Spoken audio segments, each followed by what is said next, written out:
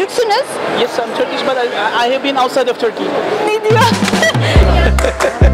50 liranın 15 lirasını akbilimi doldurdum. Her milletten insan görebilirsiniz Eminönü'nde.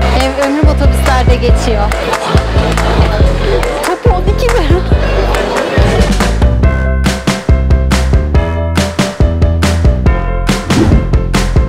Herkese merhaba arkadaşlar. Ben Özlem Akçin. Kanalımda yeni bir seriye başlıyorum. Ucuza nasıl ve nereler gezilir? Serimin başlangıç konusu da İstanbul'da ucuza nereler ve nasıl gezilir? 50 TL'yi İstanbul'da nereler ve nasıl gezilir? Bu haftaki konum 50 TL'yi İstanbul. Hadi hep beraber başlayalım. Şimdi bugün Beşiktaş'tan başladık. Buradan otobüse binip Balat'a gitmeyi planlıyorum. Balat'tan Eminönü'ne, Eminönü'nden Sultanahmet'e doğru yürümeyi planlıyorum. Tabii bu sıcakta bunların hepsi umarım olur. Sultanahmet'ten tramvaya binip kaptırıp Karaköy'e doğru gitmeyi, Karaköy'den vapura binip oradan da Kadıköy'e geçmeyi planlıyorum. Bakalım nasıl olacak? Bence 15 TL'lik alayım, yetmezse yenisini alırım. 15 liralık alabilir miyim? 35 lira kalsın şimdilik kenarda. En azından bir şeyler yiyebileyim, bir su içeyim değil mi? Sular ne kadar? 1.25 tamam. Kartı da alayım. Su 1.25'miş. Acaba BİM'de ne kadardı? Evet, 50 liranın 15 lirasını akbilimi doldurdum, İstanbul kartımı. 35 TL kaldı. Bunları çok iyi bakmam lazım. Hafif bir de rüzgar var. Her an elimden uçacakmış gibi duruyor. Ben çok tasarruflu bir insanımdır arkadaşlar. Çevremdekiler çok iyi bilirler. Aslında 50 TL'den daha ucuza gezebilirim. Ama en azından yani böyle hani siz belki daha fazla harcıyorsunuzdur. Size farklı fikirler olsun diye 50 TL şey yaptım.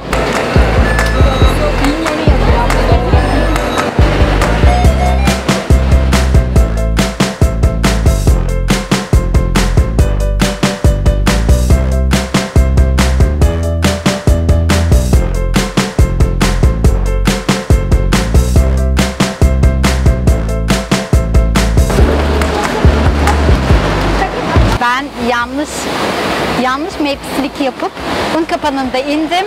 Unkapanı'nda indirdim. Unkapanı'ndan Balat yoluna kadar yürüdük şu anda. Biraz zorlu oluyor.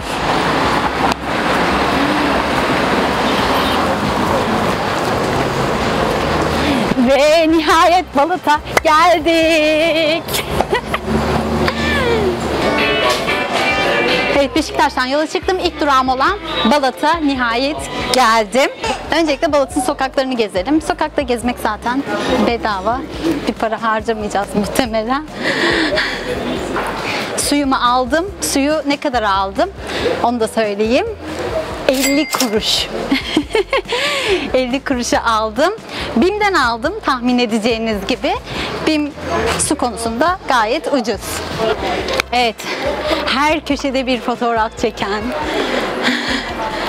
Başlıyoruz. Her köşede fotoğraf çekiniyorlar. Evet, gördüğünüz gibi her yerde fotoğraf çekinenler. Hepinizi ifşa etmeye geldim. Balat'a gelene kadar ne kadar harcadım ondan bahsedeyim şimdi. İlk otobüse 2.60 verdim. Zaten biliyorsunuz. Tam basıyorum ben bu arada, öğrenciliğim yok. 2.60. Ondan sonra aktarma yaptım. 1.80'di. Ne kadar yapıyor? 4.40. Umarım doğru hesaplamışımdır. 4.40. Bir de su aldım 50 kuruşa. Şu anda daha 5 lira harcamadım. 4.90. Dın. Orada bir dın girecek. Balat'ın ara sokakları böyle gördüğünüz gibi bayağı bir tam bir şenlik tadında burası. Hemen hemen her gün böyle çok popüler bir yer son zamanlarda. Herkes böyle geliyor. İşte hafta sonu olsun, hafta içi olsun. Her dönemde burayı popüler görebilirsiniz, kalabalık görebilirsiniz. Bir de burada yaşam da olduğu için normal yerel kendi halkı da bir şenlik katıyor buraya. Şu sokak, bakar mısınız? Herkes evlerini rengarenk boyamış. Yani bunu nasıl yapıyorlar? Belediye mi yapıyor? Yine başladı resmen. Yeter. Şimdi Balat'ı gezdik. Hemen hızlandırılmış bir şekilde gezdim bu arada. Şimdi buradan sonra Eminönü'ne gidelim.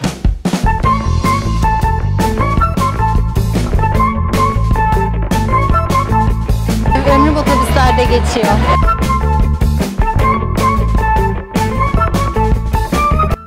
Balat'tan otobüse bindim. Yaklaşık 20 dakikada şu anda Eminönü'ndeyim. Hemen bir vesayetle gelinebiliyor zaten. Üçüncü aktarma olduğu için 1.40 akbilime bastım. Suyumu da tasarruflu kullanıyorum. Arada bir sadece ağzımı ıslatıyorum.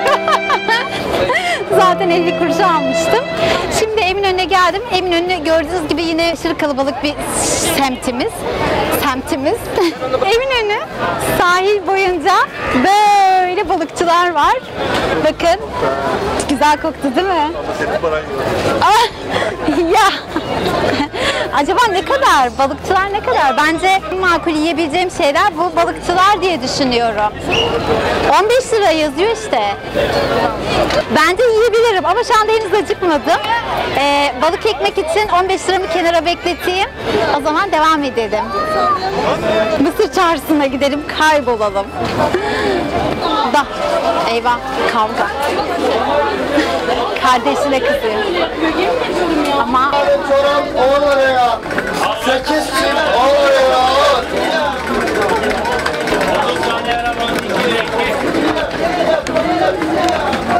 Soğuk su 1 lira, soğuk su 1 lira, 1 lira, 1 lira, 1 lira. her milletten insan görebilirsiniz Eminönü'nde. Gerçekten gelip böyle sadece insanları izleseniz bile eğlenebilirsiniz bence. Mısır Çarşısı'na geldik. Bakın 1664 yılında yapılmış. Aslında biliyordum, çalışmıştım kaç yılında yapıldım ama kapısında da yazıyor. Çek. O kadar ağzının içine giriyorsun ki. Ne diyorsa doğru söylüyor. Değil mi? Doğru söylüyorum. Söylerse doğru söyler. Ay. Çünkü genç bir bayandır. Her şeyden üstündür. Kesinlikle.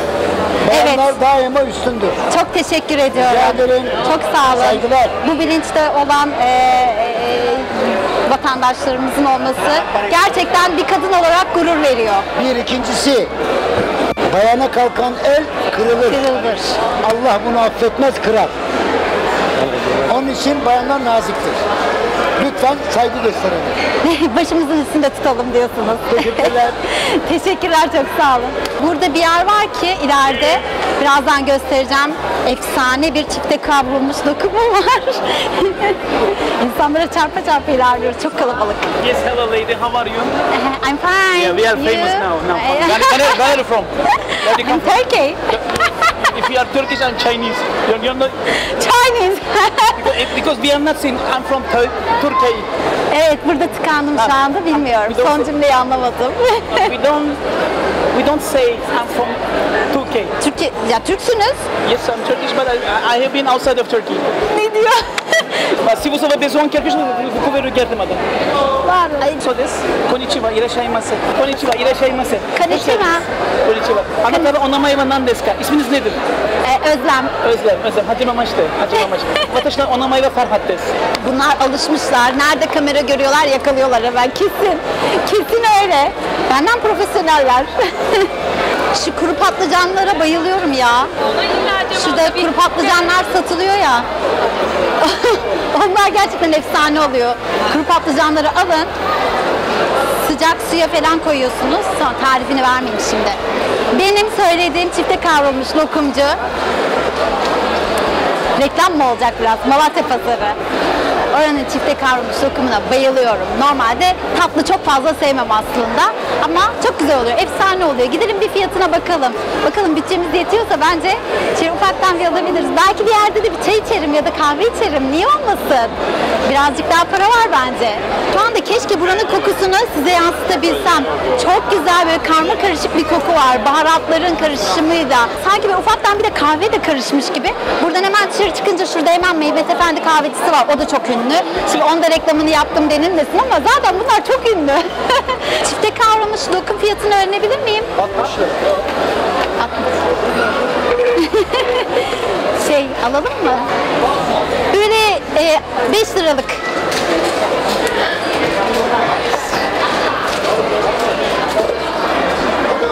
Ama 50 lira var ya, bir dakika yani işte bence olacak bu iş. Tamam, 5 lira. Hemen veriyorum. Şimdi 30 lira var. yapıyoruz bir şeyler. Şimdi devam edelim.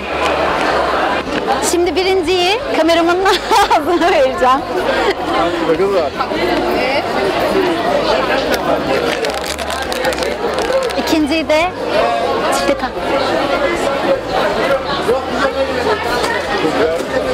Çok güzel değil mi? Ha, efsane. Onun için alalım diyorum.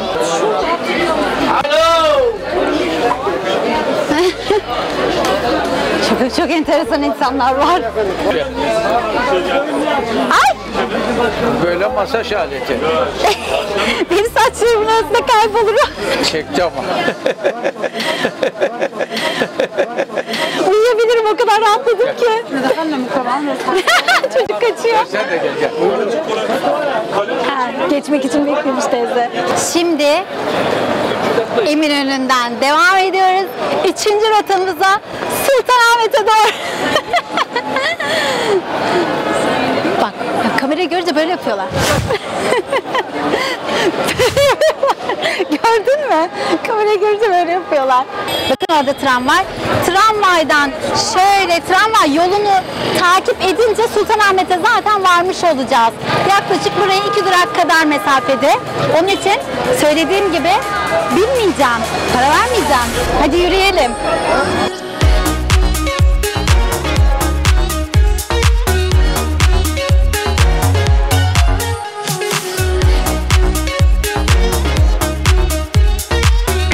Sultanahmet Meydanı'na geldiğinizde birçok tarihi yapıyı bir arada göreceksiniz burada.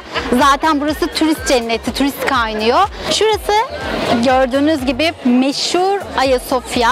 Ayasofya ile ilgili kısa bir bilgi vermek istiyorum size. Önemli bir bilgi. Ayasofya Doğu Roma İmparatorluğu döneminde kilise olarak inşa ediliyor. Ardından Fatih Sultan Mehmet 1453 yılında İstanbul'u fethetmesiyle birlikte Ayasofya Kilisesi'ni camiye çeviriyor. Cami olarak yüzyıllar boyunca burası kullanılıyor. Cami olarak hizmet veriyor. Ardından şimdi artık müze. Şu anda artık müze olarak hizmet veriyor. Burası da Sultanahmet Camii, Sultanahmet Meydanı'nın o da tam ortasında bulunuyor. Ayasofya ile karşı karşıya bir konumda bulunuyor. Sultanahmet Camii'nin 6 tane minaresi var. Müthiş bir manzarası var. Tam bir böyle İstanbul Yarımadası'nı kucaklıyor. Önce Balat'ı, ardından Eminönü'nü gezdim. Eminönü'nden de biliyorsunuz ki yürüyerek Sultanahmet'e çıktım. Şimdi Sultanahmet Meydanı'nı da gezdim. Tramvaya binip, bu sefer yürümeyeceğim. Tramvaya binip nereye gitsek? Karaköy'e gitmeyi düşünüyorum. Bakalım yolda farklı bir şey gelirse aklıma oraya giderim. Ama farklı bir şey gelmezse Karaköy'e doğru gidiyoruz.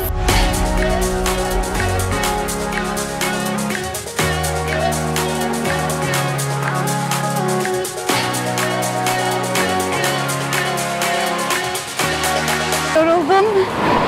Şöyle dizimden aşağısı ağrımaya başladı. İtiraf ediyorum. Benim de ağrıyormuş. Sultanahmet'ten tramvaya bindim. Karaköy'de indim. Galata Köprüsü'nü geçtik. Yeni geçtik. Galata Kulesi'ne çıkacağım. Buradayım. Tam 20 metre ilerideyim gördüğünüz gibi.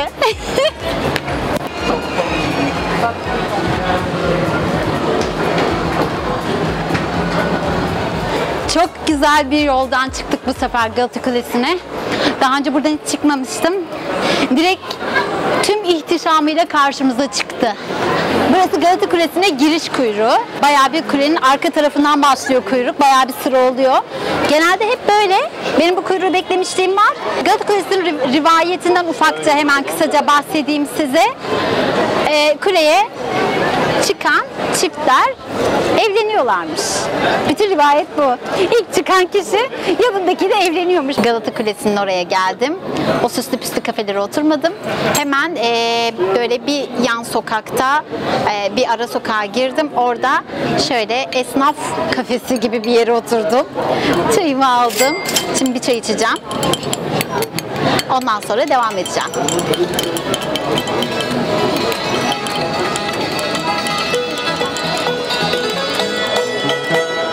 Yüklenip karanlık ışıklara yürürüm, yıldızları eşidir, rüyalarla yürürüm. Göçtüğümüz millet birbirimize yürürüm, hürmettir memleketim, yalnızlığa yürürüm. Yürü baba! Yürü!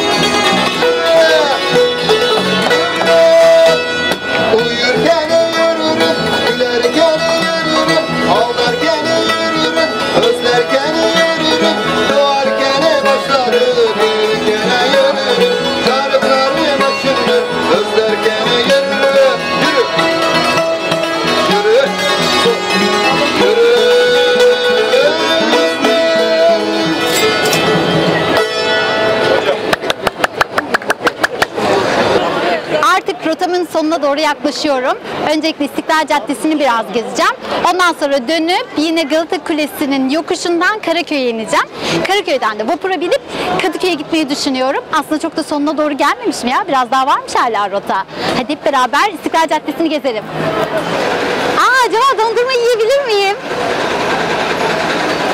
Acaba yiyebilir miyim gerçekten? Var. Tamam. Yani akbil de var. Vapurda geçecek. Fiyat yazmıyor. Topu ne kadar? 12. Bir topu. Evet. Harika. Topu 12 lira. Gerçekten topu 12 lira. Ben şu anda 50 TL'lik bir bütçem olmasa da yemem. 12 liraya bir topu 12 liraya dondurma mı yenilir Allah aşkına? 2 top alsam 24 lira nedir? Bir kase dondurma alırım eve götürürüm hep beraber yeriz. Çok güzel değil miydi müzik? İstiklal'in en çok bu halini seviyorum. Her köşe başında bir müzik yapan insanlar var. Hemen gidiyorsunuz yanlarına eğleniyorsunuz. 1 TL verdim onlara da bu arada. Dondurma yemedim ama onlara verdim. Hak ettiler. Kesinlikle hak ettiler. Sorsam mı? Şurada bir tane daha gördüm. Fiyat soralım. Hadi soralım. Bence soralım. Yani canım dondurma istedi. Evet tabii ki bütün gün dolaştık. Şöyle bir. Merhaba. Bir topu ne kadar? Bir küçük orta. 10, 15, 20. Ha 10 liradan aşağı olmuyor mu? Ne kadar? Kaç top 10 liraya? Tamam teşekkürler. 10, 15. Diğerini artık duymadım bile. En küçüğü 10 liraymış. Anlaşılan sen dondurma yiyemeyeceksin. Anlaşılan ben dondurmayı yiyemeyeceğim. Evet bu nedir ya fahiş fiyatlar? Lütfen yani insanların dondurmaya açlığını böyle kullanmayalım.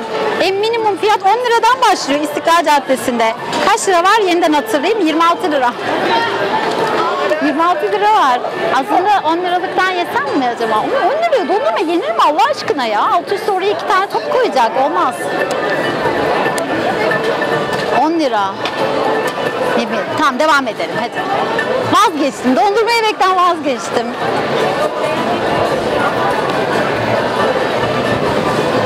Galata Kulesi'nden yürüyerek Karaköy'e indim. Şimdi Karaköy'deyim. Şurada gördüğünüz tekneyle Kadıköy'e geçeceğim. Ama bu tekneyi kaçırmışım. Şu anda hareket etti diye bir anons geldi. Onun için yaklaşık 15-20 dakika kadar bir zamanım var anladığım kadarıyla. Birazcık sokaklarını dolaşacağım. Ya aslında acıktım. Ama Kadıköy'de yemek istiyorum. Kadıköy sahil kısmında balıkçılar var. Onları gözüme kestirdim. Oraya gidip orada balık ekmek yemeyi planlıyorum. Şu anda 26 lira civarı bir rakam kaldı elimde. O da zaten hemen hemen bir yemek yiyip yanında bir içecek kadar bir rakam. Çok keyifli gezdim ya. Çok dolu dolu gezdim gerçekten. Oo, nereye gittim ya?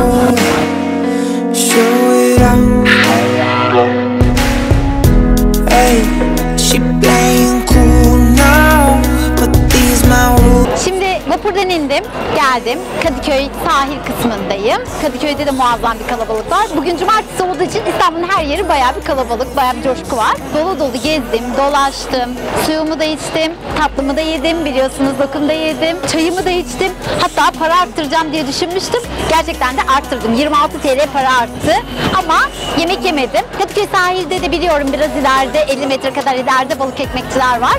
Işık kaçmasın diye hemen burada konuşmak istedim. Şimdi balık ekmek yemeye gidelim hadi.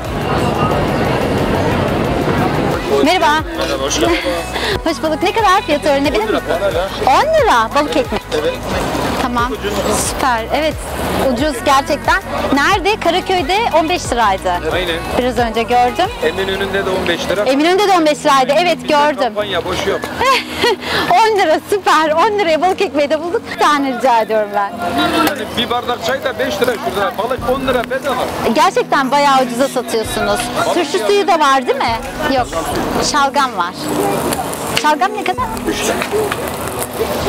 13 liraya bir balık ekmek, bir de şalgam. Yiyeceğiz, içeceğiz. Bence yine hala para kalacak. Süper. Bir tane acısız bir şalgam rica ediyorum. Bakalım. Ver bakalım. İstiyor zaten. Evet evet. Haksız olsa kız götürüyor şimdi maç. Yemeğimi kaptım. Gün sonunda yarım ekmek balık ve şalgam suyu. İkisi 13 TL. Bunu da bu şekilde hallettim. Yemeğimi de aldım. Şu anda param 13 TL arttı. Peki siz bu kadar paraya 40-50 liraya İstanbul'da nereleri gezerdiniz? Yorum olarak bekliyorum sizden. Bana da fikir olsun. Arkadaşlar bu haftalık da benden bu kadar. Videoma beğen yapıp kanalıma abone olmayı unutmayın. Bir sonraki videoda görüşmek üzere.